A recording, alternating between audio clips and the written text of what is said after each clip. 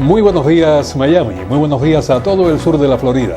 Bienvenidos a En Contacto en este miércoles de hoy. Como ustedes conocen, un programa variopinto donde tendremos noticias, también tendremos espacios profesionales y el habitual contacto vía satélite con Guayaquil, segunda ciudad en importancia del Ecuador, donde ya se encuentra listo nuestro compañero, nuestro amigo Fernando Aguayo Cadena con importantes entrevistas. Así que un espacio que se extiende hasta muy cerca de las 8:30 minutos de la mañana, que le invitamos a verlo en su integridad. Para comenzar, amigos, este programa invitaba al periodista cubano-americano Pedro Corso, columnista del periódico El Nuevo Herald, porque en el día de mañana jueves, la Organización de Estados Americanos, la OEA, va a escuchar un importante documento que va a presentar su propio secretario general, me refiero a Luis Almagro, para pedir la aplicación de la Carta Democrática Interamericana a Venezuela. Realmente el horno no está para galletitas porque, de acuerdo con lo que se ha filtrado, no tiene Almagro los votos suficientes para que se apruebe la aplicación de la Carta Democrática Interamericana y todo lo contrario, se la ha convertido, esta decisión que para ustedes tal vez resulte obvia, se la ha convertido en un verdadero boomerang cuando Venezuela y también Nicaragua están pidiendo la renuncia del secretario general de la OEA. En este contexto, vamos a conversar con alguien que conoce a fondo justamente todos estos intríngulis y le doy los muy buenos días a usted, mi querido amigo Pedro Corso. ¿Cómo andamos? Gracias, Daniel, por esta invitación y gracias por decir que conozco a fondo todas estas relaciones y todas estas situaciones. Bueno, realmente tú eres una persona muy informada, sobre todo en el tema latinoamericano, que yo no acabo de comprender, Pedro, no acabo de comprender la filosofía de los países latinoamericanos. Se está desplomando Venezuela a gritos. El que no lo vea es porque es ciego, sencillamente. Y no hay consenso. Incluso en el caso de Argentina, en el caso de México, están en contra de que se aplique la Carta Democrática Interamericana. Daniel, el problema es que en América Latina no hay una filosofía de deber, de obligaciones, compromisos, de solidaridad. En América Latina, lamentablemente, se ha demostrado a través de los años que los mandatarios gobiernan solo para sus propios intereses, no ni para sus países, sino para sus propios intereses. Y es interesante ver cómo esos mismos mandatarios, cuando dejan el gobierno, cuando dejan el poder, empiezan a hacer manifestaciones de solidaridad hacia aquellos países del hemisferio que tienen problemas. Te pongo el ejemplo de Venezuela. Esta semana un número de expresidentes y jefes de gobierno, entre ellos José María Aznar, que sí siempre ha sido solidario con los países con problemas en relación a la democracia. Estos expresidentes suscribieron un documento expresando solidaridad con Almagro, solidaridad con la propuesta de Almagro de aplicarle a Venezuela la Carta Democrática. Pero la pregunta que yo me hago es, ¿harían lo mismo si estuvieran en ejercicio? Porque esas mismas personas, cuando estuvieron en ejercicios presidenciales, callaron ante las cosas que acontecían en Venezuela y callaron también, como siguen callando, sobre lo que acontece en Cuba. Para mí es una total y absoluta falta de compromiso. Es una situación en la cual no les importa lo que acontece en el país vecino por tal de ellos garantizar lo que le conviene. Y no es lo que le conviene a sus respectivos pueblos, este es mi punto de vista, sino lo que le conviene a ellos. Ahora, fíjate que momentos más encontrados. Porque se hizo una reunión en República Dominicana, en Santo Domingo, la capital de ese país. Se hizo una reunión entre diferentes líderes y por otra parte políticos para tratar de llegar a un consenso de un acuerdo, una propuesta para Venezuela que no llegara a los límites de la aplicación de la Carta Democrática Interamericana, sino más bien un diálogo donde uno de los grandes escuchas fuera el régimen de Nicolás Maduro.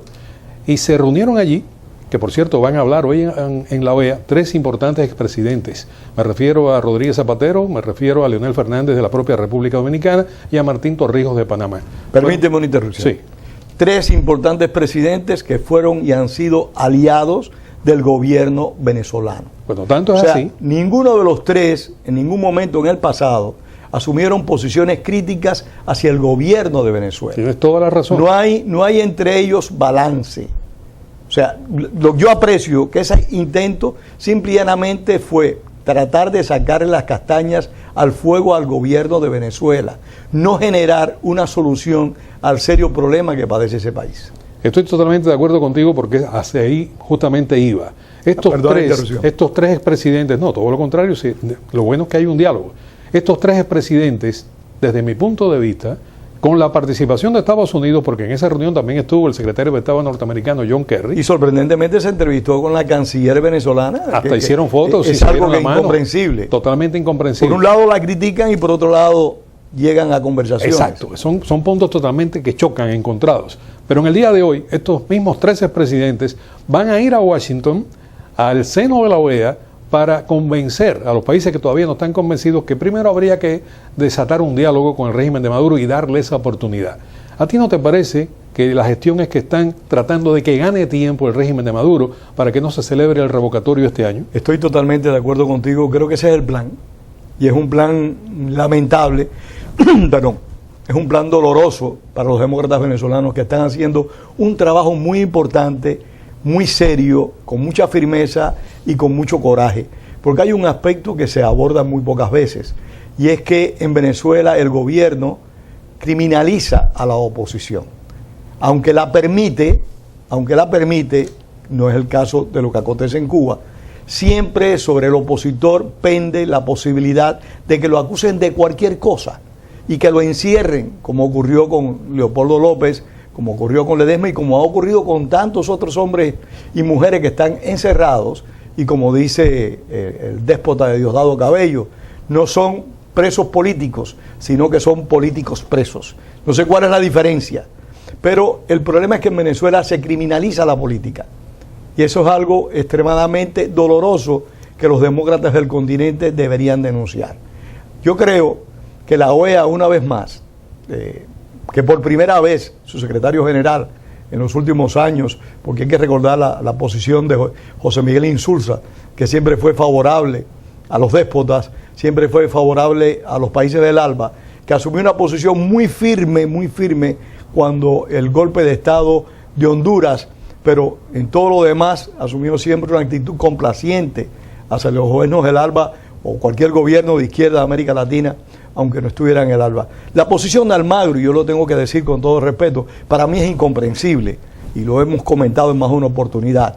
Almagro está manteniendo una posición muy digna, muy firme en relación a Venezuela, la que yo respaldo y apoyo. Pero Almagro está pidiendo también, le está pidiendo a la dictadura cubana que retorne a la OEA. En Cuba hay menos democracia que en Venezuela, amigo mío. En Cuba hay 1000 veces menos democracia que en Venezuela. Y sin embargo, este señor le está pidiendo a Cuba que regrese a la OEA. Es algo para mí totalmente incomprensible. Y lo que demuestra es que en nuestro hemisferio no hay una filosofía de compromiso solidario, de compromiso con la democracia, sino que hay una acción muy oportunística. Es que no se puede estar navegando entre aguas, porque aquí es donde está el asunto. El señor Luis Almagro, en el caso venezolano, se mostró muy firme en realidad. Ha hecho una denuncia, ha redactado un documento que los que lo han leído dicen que es un documento tremendamente contundente, porque Venezuela es una violadora constante no solo de las leyes, de la propia Constitución, sino de los principales derechos humanos. Y el país está en un verdadero caos. Y el señor ha podido documentar en un extenso informe que va a presentar ahora, el día de mañana, lo va a presentar en la OEA, ante el Consejo Permanente, este informe demoledor contra Venezuela. Pero por otra parte acepta el diálogo, por otra parte se va a reunir con los propios personeros del régimen de Maduro y está presente con los 3 expresidentes. Pero déjeme decirte, yo ahí no choco. Yo creo que la solución, perdón, de los conflictos parte por el diálogo. Yo creo que el diálogo no es malo. Pero cuando el diálogo es de sordo, Pedro, ahora el caso de Venezuela, ese es otro tema. Venezuela no escucha absolutamente nada. Ese es otro tema. Cuando el diálogo es de sordo, es inviable el diálogo. Pero yo creo que hay que darle la posibilidad a las partes a que conversen, a que discutan, a que traten de llegar a un acuerdo en sus diferencias. Lo que acontece es que los mediadores de diálogo no pueden ser solo partidarios de una vertiente, como es el caso de estos 3 exmandatarios, el español, el dominicano y el panameño, que han sido aliados incondicionales de Hugo Chávez y hoy de Nicolás Maduro. Pero bueno, el diálogo con Venezuela, con la Venezuela de Maduro o con su canciller, esta señorita improvisada canciller en Venezuela, Dilcy Rodríguez, son personas que no admiten ni reconocen absolutamente nada. Tienen un nivel de atrincheramiento absoluto y total. Están atacando al propio Luis Almagro, que dicen que está al servicio del imperialismo de los Estados Unidos. Están atacando a los propios Estados Unidos. Entonces, ¿qué diálogo puede existir cuando tú tienes una posición que Maduro ha dicho que hay que sacarlo de allí con las patas hacia afuera, que fue el último que recuerda una vieja expresión, creo que era de von Clausewitz, que decía, si quieres la paz, prepárate para la guerra. Ok, ahí estamos totalmente de acuerdo. Yo creo que el diálogo se tiene que demostrar que no hay posibilidad de diálogo. ¿Cómo se demuestra? Tratando de dialogar. Ya se intentó un diálogo. Yo creo que hay que tratar. La oposición venezolana está haciendo muy bien con el referendo revocatorio. Está buscando la salida de Nicolás Maduro, como en su momento intentó la Hugo Chávez, por medios legales. Lo que sucede que en estas gestiones contra los déspotas, contra las autocracias, tienes que llevar dos habas. Las habas de la legalidad y las habas para tener la respuesta que demanden las circunstancias. ¿Cuáles pueden ser esas respuestas? Yo no las tengo, yo no las sé, pero sí tienes que tener dos habas. No puedes creer solo que por medio de la presión política, por medio del diálogo y del debate, vas a llegar a un acuerdo con gente que, como bien tú decías hace un momento, son sordos y mudos cuando les conviene. No sé lo que va a ocurrir en esta reunión de la OEA, pero el pronóstico de casi todo el mundo que está tan muy cerca de los que van a participar allí, en primer lugar, es que los tres presidentes que van a hablar en el día de hoy ante esa organización van a tratar de extender el diálogo lo más posible. En el día de mañana, jueves, Luis Almagro no tiene la menor posibilidad, de acuerdo con lo que se ha filtrado, de que los 34 países que integran la OEA aprueben la aplicación de la carta. Vuelvo al punto entonces con que iniciamos este diálogo. ¿Para qué entonces conversar? Se está dando tiempo a Maduro para que no haga un referéndum este año, que lo celebre el año que viene y que el chavismo se quede en el poder. Por supuesto que lo que están buscando, y es algo extremadamente peligroso para la oposición venezolana, porque cuando se empiezan a cosechar muchos fracasos, se produce entre los partidarios, no digo el liderazgo, se produce un profundo desencanto, una gran frustración. Y la oposición venezolana, como es política y es de política pública, demanda respaldo popular, constante y permanente. Lo demanda, lo exige, lo necesita. Y este tipo de gestión puede generar un alto nivel de frustración, mucha desesperanza, como le aconteció al pueblo cubano, que se desesperanzó ante la triste situación que sigue padeciendo hace 57 años. Pero para mí aquí hay una persona extremadamente cuestionable entre todas, que se llama Mauricio Macri, el mandatario argentino, que asumió una posición protagónica contra Maduro y de la noche a la mañana cambió de sayo, se ha convertido en un aliado, no, pero sí en una persona que prefiere cerrar los ojos y, si le es posible, dar una mano al despotismo venezolano. Porque prefiere a su canciller al frente de las Naciones Unidas, ahí que es donde no que Venezuela resuelva su problema. No hay, la filosofía es la de la convivencia, pero la de la convivencia entre los canallas. Yo recuerdo hace muchos años un libro que se llamaba La danza de los dioses, y era cuando se refería a cómo los jefes de gobierno de Europa se pusieron de acuerdo para permitir que Adolfo Hitler hiciera todas las gestiones que lo fortalecieron. Cerraron los ojos, porque son dioses y no importa lo que pase en los pueblos. Y eso es lo que nos está pasando. La periodista venezolana Eleonora Brusual publicó esta semana un artículo extremadamente interesante que se llama Las sordas rojas contra Almagro. Y realmente es una gran demostración de la complicidad en nuestro hemisferio, que no todos son rojos, porque a todos no les puedes decir comunistas, sino yo creo que es algo quizás, si es posible, peor.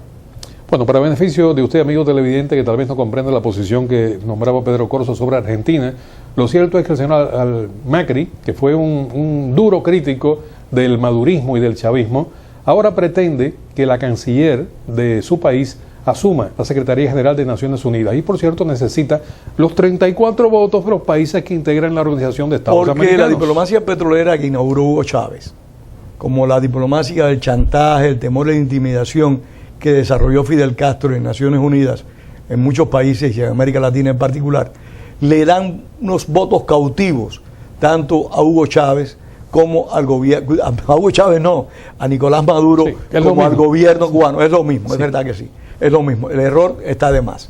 Pero esta gente han logrado tener una clientela política que les responde, porque de diferentes maneras ellos ejercen chantaje sobre los votantes, sobre los países miembros de los organismos internacionales, y por eso hemos visto cómo tanto Venezuela como Cuba han sido elegidas en numerosas ocasiones miembros del Consejo de Derechos Humanos, cuando son países que de forma sistemática y permanente violan esos derechos. Bueno, estaba mirando el cronómetro justamente de este segmento porque tenemos algunos compromisos profesionales, como te dije, también tenemos el contacto vía satélite con el Ecuador, pero no quería pasar por alto, aunque sea así en 2 minuticos solamente, una intervención que tuvo la nominada o la presunta nominada del Partido Demócrata, me refiero a Hillary Clinton, con referencia al tema migratorio. Acaba de decir en una entrevista que le dio un canal hispano de televisión, José Díaz Valar fue quien la entrevistó para Telemundo, acaba de decir que ella va a abogar durante su mandato, en los primeros 100 días de su mandato, si gana la presidencia y si gana el Senado, los demócratas ganan el Senado, que va a abogar por una reforma migratoria integral. ¿Está pensando Hillary Clinton dar una amnistía a los 11 millones indocumentados que hay en el país? Mira, no se puede descartar esa posibilidad.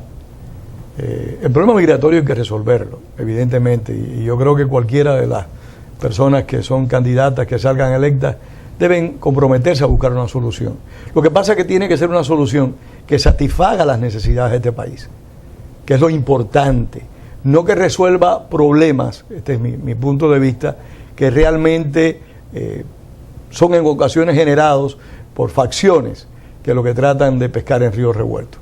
Asegura Clinton, y perdóname que te interrumpa, asegura el voto no solamente hispano, sino de las minorías con estas declaraciones.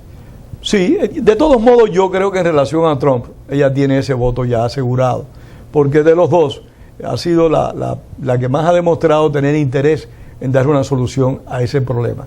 Pero te repito, la solución tiene que ser, en mi opinión, en base a los intereses de este país, porque es este país donde nosotros llegamos, y a este país al que nosotros tenemos que respetar, y fundamentalmente tenemos que respetar sus leyes. No podemos llegar a este país y creer que le estamos haciendo un favor a este país. No, este país nos hace un favor a nosotros cuando nos recibe. Y aquí hay un número importante de personas de todas las nacionalidades que realmente creen que vienen a salvar a Estados Unidos. No. Venimos aquí a resolver nuestros problemas y también le traemos problemas a este país. Así que la solución, yo creo que es válida, es importante que se busque, pero tiene que satisfacer las necesidades, desde mi punto de vista, de Estados Unidos. Muchísimas gracias, Pedro, por estar con nosotros en la mañana de hoy. Muchísimas gracias. Gracias a ti, Daniel.